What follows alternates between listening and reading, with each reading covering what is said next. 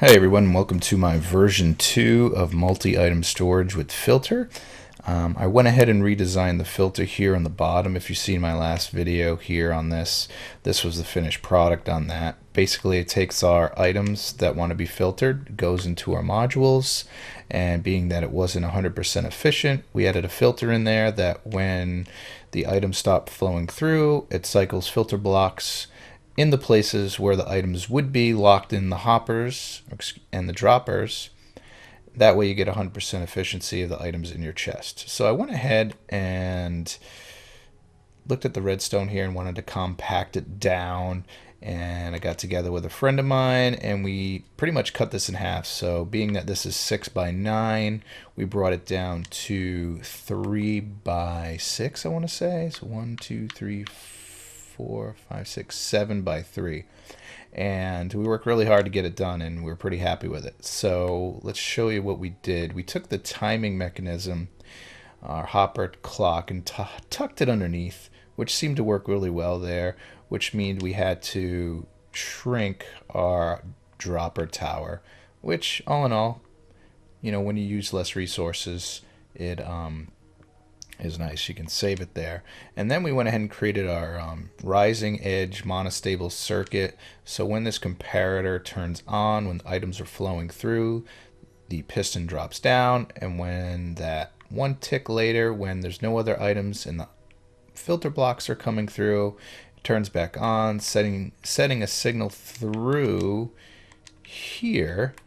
And then what it does is it activates this redstone dust, which activates this redstone rail line here, so powered rail, and then updates the piston and starts our clock.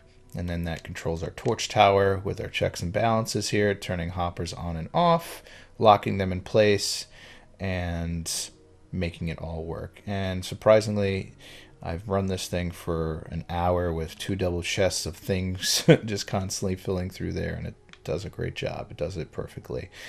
It does involve a little bit of scaffolding when you got to place things in the tight places, but it just take your time. It works pretty well. So I want to go ahead and build this thing for you step by step because it is really easy to put together. So we'll go ahead and we'll build the redstone on the bottom. We'll show you how to bring it up into the actual module, and that'll be about it, because you can refer back to my other video on how to put the modules together for that. Alright, let's get this thing started. So I got a platform here, it's 3 by 7. I'm going to start by making the clock first. So let's go ahead and put our sticky piston here, and we can go ahead and place our redstone power block. We do have to get a regular piston instead of that note block and place it right there. Actually, one forward from that right here. And then take redstone dust, place a dot here, a dot there. Go ahead and place a block behind each of those dots. Grab a comparator and place it behind but facing into those blocks there. And then follow it up with our hoppers going into each other. And then just place a stack of items, 2 stacks of items in this one right here.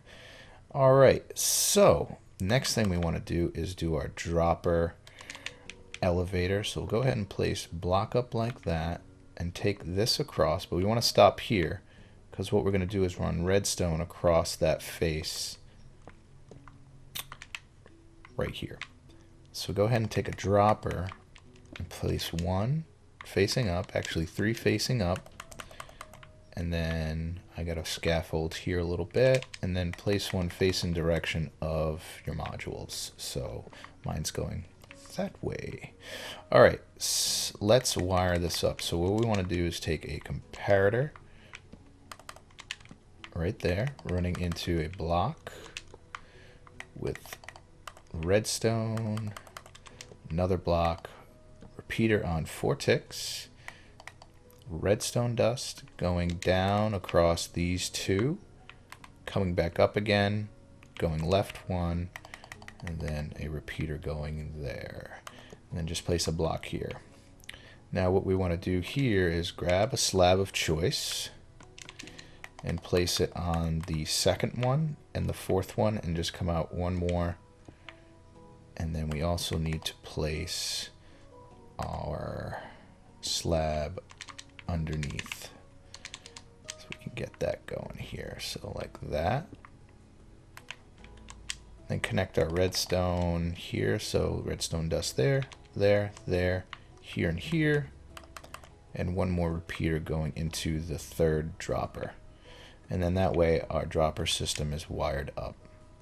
Now what we want to do next is take our timing system and do our checks and balances, so our clock turning the hopper on and off. So we're going to do a torch tower that's 3 high, and then what we're going to do is come off of this one here, put a torch on the side there, and then we're going to take a slab, and with a block we're going to put a repeater on the end of that with some dust.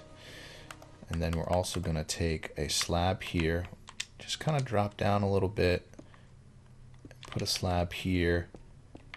I'm going to put a repeater on 4 ticks, going into another block that has a torch on it, and this is where we put the lantern that tells us when the item blocks are filtering through. So that's our system for that. So just to show you in place, if we take some temporary blocks here and we grab our hoppers and we go into this block here, this hopper is now locked. This hopper is not locked, so when they swap places, you can be able to see which one is on and off. What we also want to do here is build a temporary platform to put our module, so I can show you where the comparators come out. Actually, that's one too many. And so this is where the tower would be for the module. So you would have a comparator. Let's grab that comparator, put it right here, place our comparator with our repeater and our redstone torch. So what happens is when the product is running through here, it's gonna turn this torch off, which is going to control the next circuit we're going to put in, and that is the rising edge monostable circuit, or falling, depending on how you use it. We're using on its rising edge. We want to place a piston here with our block, and then we'll add our redstone so it's facing up. Important next step, we want to make sure that our hoppers are running into our dropper elevator, and to do that we got to stand here, place that one like that, come back down, and then place these coming back this way. So this will be our filter blocks coming over, down, and into the tower going up and over. Now the next step is we need to put a repeater on top of that hopper. Let's crouch, see if we can get that. There it is. And then we just want to put it on its second delay. And then we'll come back around here. Now it's going to power through this, and we want to put a block below it here so it powers this redstone dust. Now you see how it connects down to there. We want to prevent that. Just place another block here, cuts it off, and that way we don't have any interference. Lastly, we want to come below here, place a slab, and come across 3. 1, 2, 3, and then grab your detector rails and put your detector, redstone powered rails, and come across. That way it updates this piston right here. Don't forget to add your 2 stacks of blocks in your hoppers. Run it once so it cycles through and it fills your filter. And ladies and gentlemen, that is your timing circuit shrink down by half. We're pretty proud of it, and it's pretty easy to build, and it's 100% silent except for the pistons just cycling for you there. 2 things to keep in mind: we want to make sure this repeater's on 4 delay, and then the repeater after the falling edge monostable is on 2. That way you get the proper timings in place. So, all right, guys, I want to thank you for watching this video. If you have any questions, just put them down below, and we'll catch you on the next one. Thanks again, and have a good one.